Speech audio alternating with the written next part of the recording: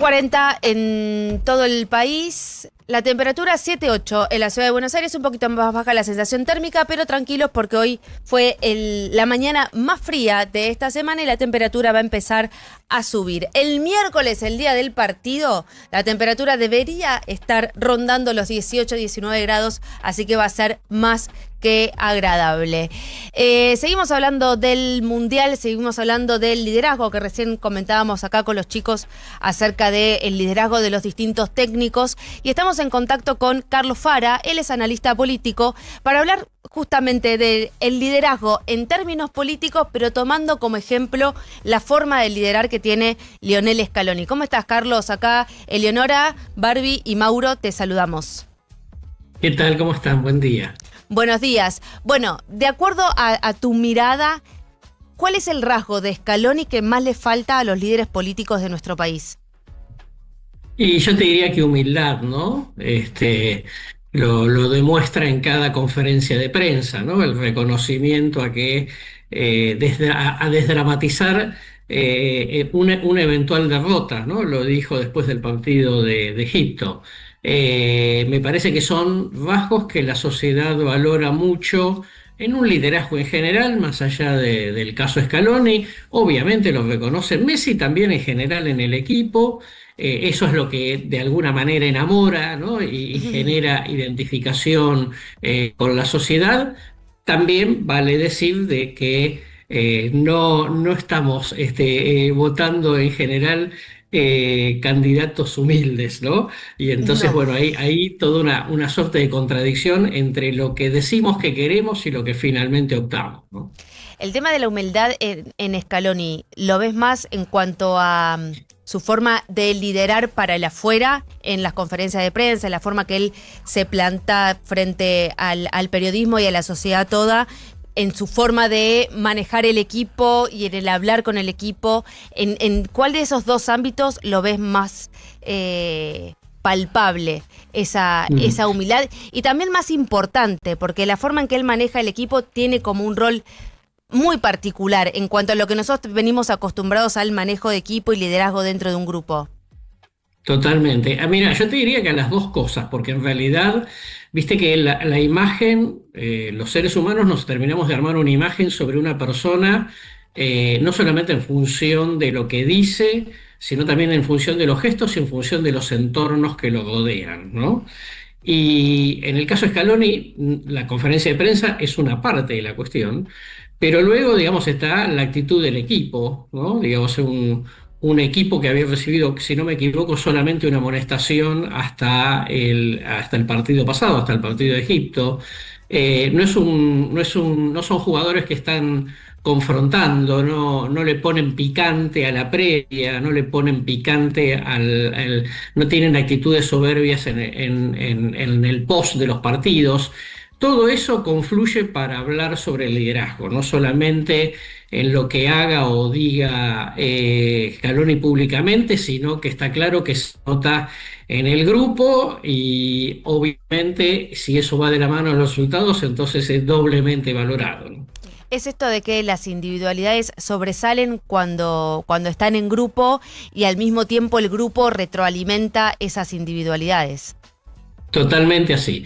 Para irnos a lo futbolístico, digo, pero que nos sirve perfectamente como ejemplo para el liderazgo y la función de grupo, ¿no? Digo, todos sabíamos que las críticas que recibía que recibía Messi tenían que ver con su actitud o no de liderazgo con el equipo, ¿no? Un poco las comparaciones eternas con Maradona, y me parece que el punto era cómo encontrar un funcionamiento con Messi, digamos, ¿no? Más allá de las virtudes del jugador, y situaciones como la del último partido con Suiza, en donde Messi tuvo, vamos a decir así, un rol no tan destacado, y sin embargo, digamos, los otros 10 fluyeron con la suficiente energía como para lograr el resultado. Todo eso te habla de dinámica de grupo, te habla de individualidades y egos que están adaptados a la necesidad grupal.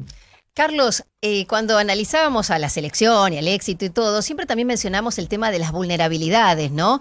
Cómo estos jugadores se aceptan y se muestran frágiles, con errores, que es algo que en los políticos no vemos. Totalmente así, y yo te diría que es una de las cosas que más alejan, ¿no? A la política de la sociedad. Por otro lado, decir que un valor que en general la opinión pública, yo te diría globalmente, está valorando mucho en los liderazgos, a veces para bien, a veces para mal, es el tema de cuán auténticos se muestran, ¿no? Ujú. Digo, el caso Milei y el caso Trump son personajes que se los considera auténticos. Después, Te pueden gustar obviamente, o no. digamos, Claro. claro, exactamente. Pero eso tiene mucho que ver con yo te diría como una especie de exceso, ¿no? Una especie de sobredosis de marketing que hacen que muchas veces los líderes, como nos dicen en los grupos focales, los dirigentes se ponen el cassette, ¿no? O Sí. suenan demasiado coacheados, ¿no? Como demasiado atados a un libreto preparado. Eso les hace perder espontaneidad, por lo tanto les hace perder sentido afectivo, ¿m? Y de empatía con los problemas de la gente. Estaba pensando mientras te escuchaba hablar, ¿no? Las decisiones o la forma de liderar de Scaloni al resto de la sociedad nos afecta en cuanto a si estamos más contentos o menos contentos de acuerdo a un resultado de la selección. Pero haciendo este paralelismo con la política, las decisiones o la forma de liderazgo de un político de mostrarse nos afectan en absolutamente toda nuestra vida y en nuestra en nuestra calidad de vida. ¿Es posible un liderazgo como Scaloni meterlo dentro del marco político y que sea viable? ¿Tiene lugar un liderazgo como el de Scaloni dentro del campo político? Mira, hoy a primera vista como que parece poco probable, Ujú. ¿no? Primero que las condiciones de la política son totalmente distintas a las condiciones de un equipo futbolístico, Sí, claro. desde ya. Luego, tener en cuenta que hay una mirada muy pragmática de la sociedad respecto del manejo del poder, en donde muchas veces se evalúan positivamente a un determinado dirigente que tiene unos atributos positivos, pero siempre está el interrogante respecto de como se dice más popularmente, demasiado bueno en la política se lo van a comer crudo, ¿no? Claro. Y entonces esa cuestión bueno, hace falta, digamos, un líder con otras características, con cierta viveza, con cierta astucia, ¿no? Con cierta maña, como para sobrevivir en ese ambiente. También, dicho esto, no tenemos ejemplos a la mano de personajes del estilo Scaloni, con lo cual es un poco contrafáctico, ¿no? En el sentido de decir, bueno, ¿qué pasa si lo metemos? A ver cómo lo evaluaría la sociedad en situaciones de alta tensión. Claro, y además en el campo político está todo tan sucio que una persona honesta de repente decís, va a tener que dejar de ser honesta porque el sistema te obliga a entrar en un barro Sí. que es muy difícil de poder vos sostenerte de otra manera, que no sea entrando ese mismo A lo barro. Maquiavelo, el político, quien hace política es un pacto con el diablo. Necesariamente, Exacto. ¿no? Claro. El mundo futbolístico, todos sabemos, no es precisamente, digamos, transparente ni limpio.